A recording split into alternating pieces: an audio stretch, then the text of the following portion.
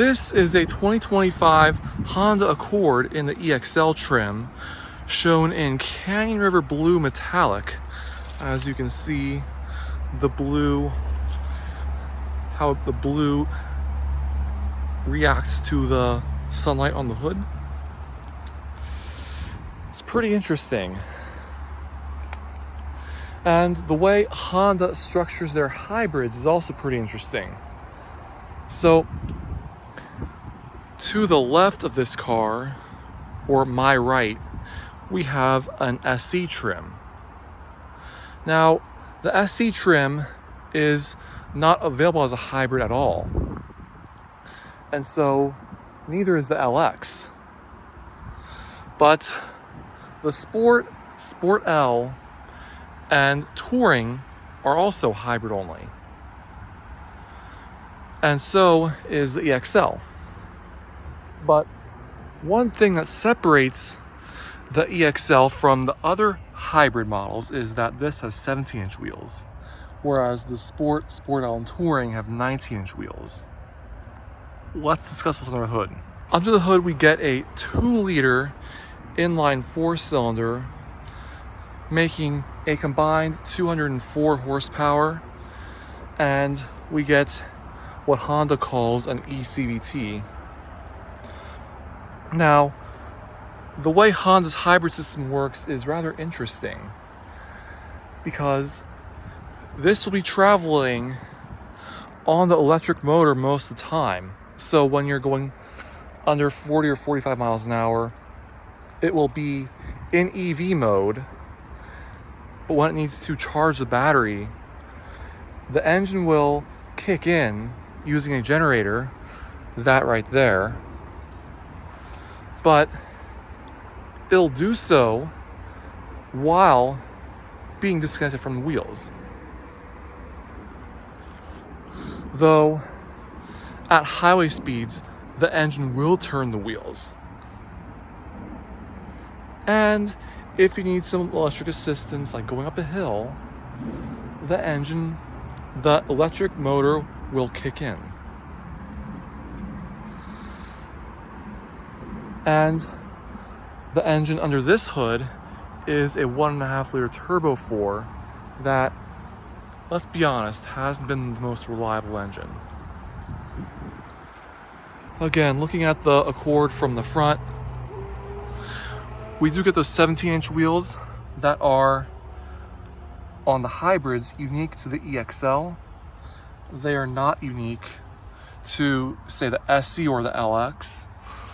We do get a front end that some people have criticized for looking too much like a Ford Taurus.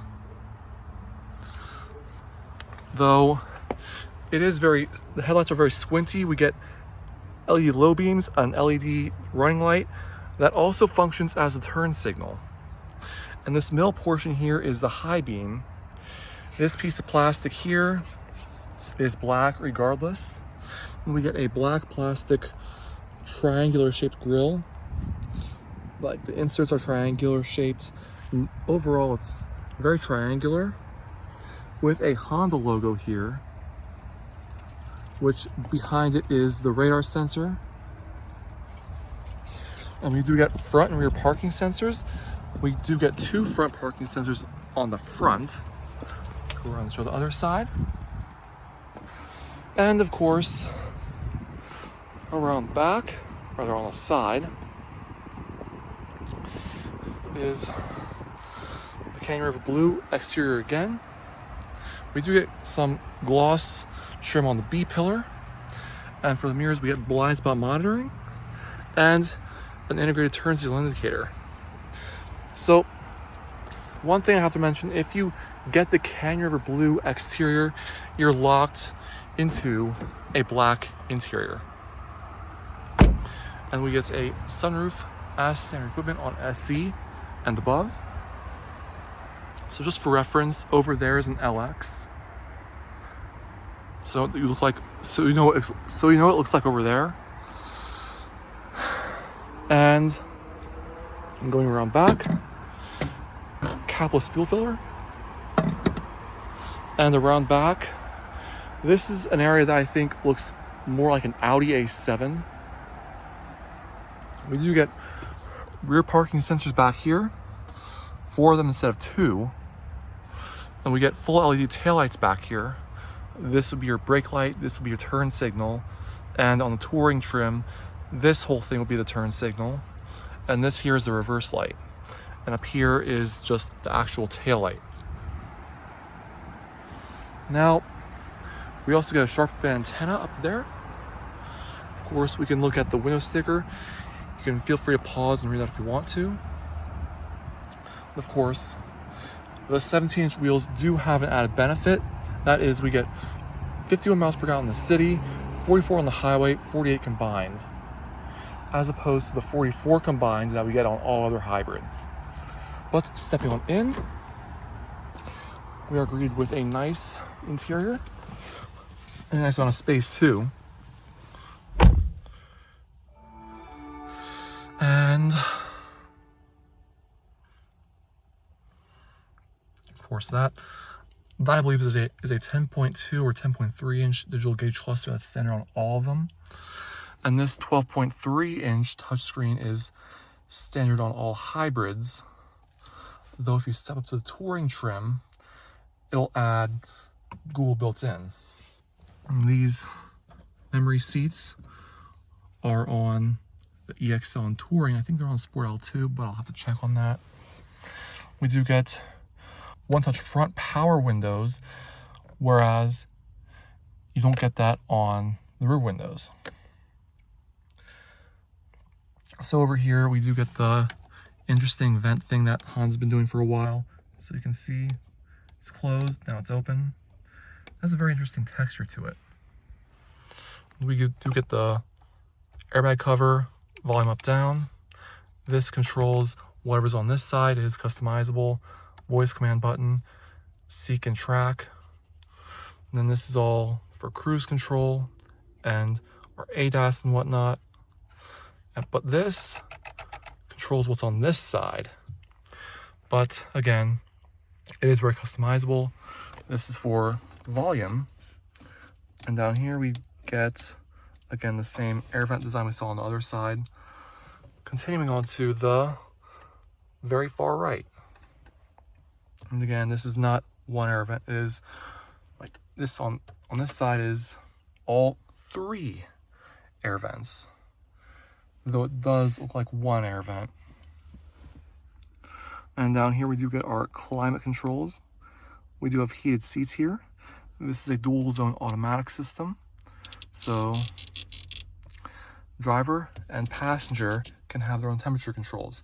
And the fan control is a knob, interestingly enough. And down here we get 2 USB-C ports, a wireless phone charging pad, and more gloss black. We do get a physical shifter for once. We get drive mode controls here, EV mode button. You can switch between EV, auto, and I forget what the other ones are actually. Electronic parking brake with brake hold, and 2 cup holders, and an auto dimming rearview mirror with a sunglass holder. That seems to be going away. That seems to be going away these days. Of course, a sun visor that can be extended out. And of course, our SOS button, sunroof controls. This controls the center side sunroof. And of course, auto dimming mirror without home link. Of course, in the glove box, it is damp but not lined with felt. But in here we do get our trunk control. In other words, you can disable the trunk release. So if you have another driver in there, you don't want someone accessing the trunk, you can do that. In here, we got plenty of storage too, including a cigarette lighter in there. Of course, plenty of storage in the doors as well. Hopping on into the rear seat. Here, I have plenty of legroom actually. surprisingly, for a mid-size sedan like this. It's like full size. This is one of the biggest sedans out there, actually. But considering that, we do have rear air vents and 2 USB-C ports. Of course, a mat pocket in this seat, no mat pocket in this seat. And we get more storage in this door and that door. But speaking of cup holders, we have more cup holders back here and a speaker back there by the window. And also, speaking of more storage, speaking of more room, my head is touching the ceiling. Being at 6 feet tall, I am going to experience some discomfort, but not a whole lot. Of course, stepping on out, let's go ahead and see what's going on in here. There is a strut in there, and the seats do fold 60-40 in the back. We do get carpet floor mats in this unit, but under here we do not get a spare tire. We do get a fixed flat kit and a funnel for the capless fuel filter system. So if I were to take this, just go in like that. Okay. Though you can fit one in there, that being a spare tire. They did leave room for a spare tire in there. That's always good to know, in case you buy one and are surprised to see that it doesn't have a spare tire. But other than that, there is a good amount of room in the back of the Honda Accord. Anyway, I hope you found this helpful. If you did, then please make sure to rate, comment, and subscribe. I'll see you later.